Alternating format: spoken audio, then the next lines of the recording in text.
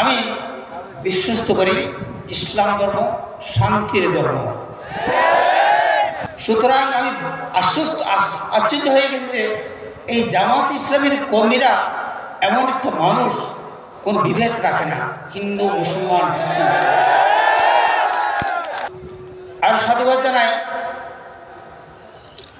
অত্র সম্মেলনের আমাদের মহান থেকে ওনার নেতৃত্বেই যেই না জামাত ইসলাম এখন জোয়ার এসেছে, সেই জোয়ারের ওনাকে আমি সাধুবাদ জানাই। আমি যখন দায়িত্ব পেয়েছি, এই দায়িত্বের আলোকে আমি প্রত্যেকটি হিন্দু মন্দিরে, প্রত্যেকটি আমার এলাকার প্রত্যেকটি জায়গায় বিচরণ করেছি। আমার এলাকায় আমাদের হামিদুর রহমান ভাই দায়িত্ব ছিলেন, উনি পেয়েছিলেন। এই যাবৎ ওই এলাকায় কোনো হিন্দু মুসলমান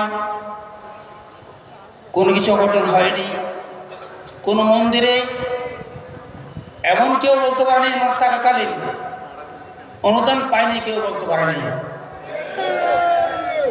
সুতরাং আমি আশ্চর্য হয়ে গেছি যে এই জামাত ইসলামের কর্মীরা এমন একটা মানুষ, কোন বিভেদ রাখে না, হিন্দু মুসলমান খ্রিস্টান। তাই আপনাদের কাছে আমি আহ্বান জানাবো, আপনারা কর্মী হবেন না, হামিদ ভাইয়ের মতো আপনারা এক একজন এমপি হবেন। আমাদের ডাক্তার সমীর রহমানের মতো এক একজন কর্ণধার হবেন। দেখবেন যে বাংলাদেশ একদিন আপনাদের সেই পরিচালনার হাতে চলে আসবেন। আমি বিশ্বস্ত করি ইসলাম ধর্ম শান্তির ধর্ম।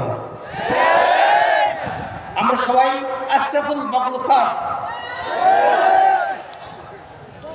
আমাদের রক্ত, হিন্দুদের রক্ত, বৌদ্ধদের রক্ত, মুসলমান রক্ত যদি আমরা বের করি, দেখা যায় একই রক্ত।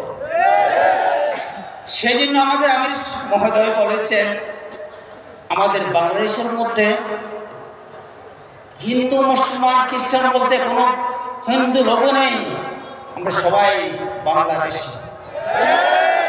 কত বড় অন্তরের কথা বলেছেন উনি। ওনার অন্তরকে বিশ্লেষণ করলে হয়তো এখানে আমি 1 ঘন্টায় বিশ্লেষণ করতে পারবো, সময় নেই। সেই জন্য বলেছি, হয়তোবা আমি কোনোদিন বক্তব্য দিইনি, আমি কোনো রাজনীতির কথা বলছিলাম না। হামিদের মতো পরস্পরের হাতে পরে আমি একটু একটু এসেছি। আমি আপনাদের কাছে একটা আবেদন রাখবো, আমার হিন্দু ভাইরা যেখানে আছে, শুধু এখানে নয়, বাংলাদেশের আমার থেকে যেখানে আছেন, আপনারা ওদের পাশে থাকবেন, এদের সুরক্ষার জন্য আপনারা কাজ করবেন। এই বলে আমার বক্তব্য।